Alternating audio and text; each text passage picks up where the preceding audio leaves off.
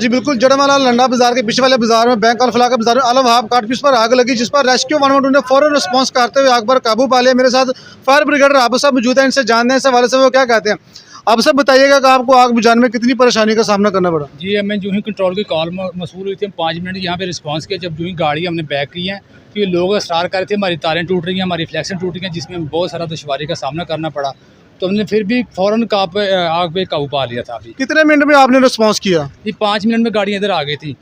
Office से लेकर यहाँ तक 5 मिनट में आपने 5 मिनट response में किया? गाड़ी यहाँ तक पहुँच गई थी और उसी टाइम मैंने फायर फाइटिंग शुरू कर दी थी।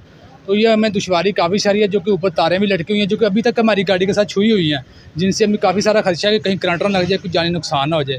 तो लिहाजा हमारी रिक्वेस्ट यही है कि इन मसले को क्लियर करवाया जाए। आपने बड़ी बहादुरी के साथ आप अंदर पहुंचे, मैंने देख रहा था आपको, आप एंड तक गए, आपको अपनी जान की परवाह नहीं। जी, इंशाल्लाह जज्बा है भी मेरे अंदर। मैं पाकिस्तान का एक फायर फाइटर हूँ, जो कि मेरे अंदर बहुत ज़्यादा जज्बा है। मैं इसको हम वक्त अपनी जान पे खेल के लोगों की ज़िंदगी बचाऊँगा। जी बिल्कुल, आप साहब का यही कहना है कि मैं पाकिस्तानी हूँ, पाकिस्तानी कौम की हिफाजत करना मेरा फ़र्ज़ है।